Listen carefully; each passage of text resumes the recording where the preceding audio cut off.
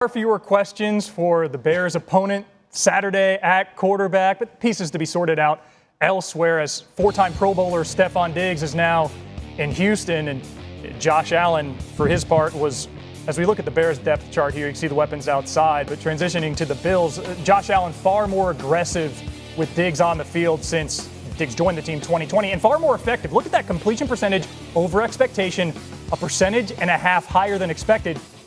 With Diggs on the sideline, that CPOE was down more than minus 5%, meaning Allen was not completing passes that the models said he should be. So, Josh, do you think you'll miss Stefon? Steph's a great player, and what he brought to this team was special. So, miss is I don't know if I'd say miss.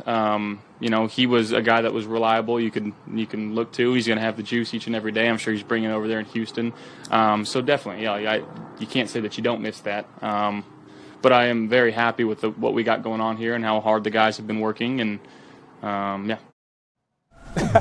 Coach Herm Edwards, you were smiling and nodding during that sound. What do you think of those comments by Allen? You can tell Josh Allen's a quarterback. He's a leader of men, right? He's politically correct, saying the things he's supposed to say. And I think, look, he respects Stefon Diggs, but after a while, Stefon Diggs became a distraction to this football team, especially when the series was over on the sideline, walking up to the quarterback, walking back and forth. I want the ball. We know you want the ball. We're trying to get you the ball. Josh Allen, to his credit, at times forced the ball to Stefon Diggs. And why not? He's a really fabulous player. But it got to be that. It got to be how many times can we throw him the ball so he can be satisfied on the sideline. But when you watch this guy in the game, he spent more time walking up and down the sideline than sitting over there really trying to figure out how does this offense work and how can I get open, right? So I think Josh Allen's in a good place. 44 touchdowns by this guy last year. 44. 15 of them were running. This guy's a fabulous quarterback. Now it's his football team. It's his football team. My team, I'm the leader, everyone's following me. And it's not just Diggs, Mina. If you look at wide receivers on this team last season, 4 of the top 5 in receiving yards are gone. How will that impact the identity of this offense? We already kind of got a preview of what this version of the offense is going to look like in the second half of last season when they changed coordinators to Joe Brady. The biggest and most dramatic shift was the willingness to run the ball. They were good at running the ball before, but they passed based on situation, according to Next Gen Stats, at the 5th highest rate in the NFL.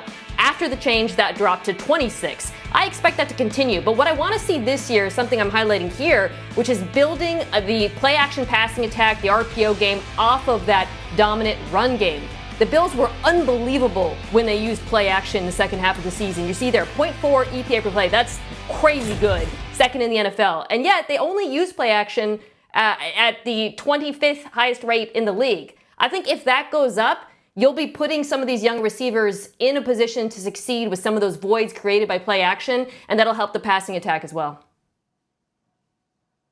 Phil, to build on what Mina said, when you have a good running game and you're really good in play action, it's not just the receivers, it's the tight end. And the Buffalo Bills have a budding superstar in Dalton Kincaid. Last year's first-round pick, 73 catches as a rookie. If this offense goes to plan, and Mina just laid it out really well, Dalton Kincaid will become a superstar. We won't ever talk about Stefon Diggs of the world. We're going to talk about how this passing game goes through this great young tight end who's really good as a route runner, really good after the catch. So, look, we're going to talk a lot about Keon Coleman and some of the other receivers that are new there. But if they're successful at running the ball with James Cook, I think Kincaid has a breakout year.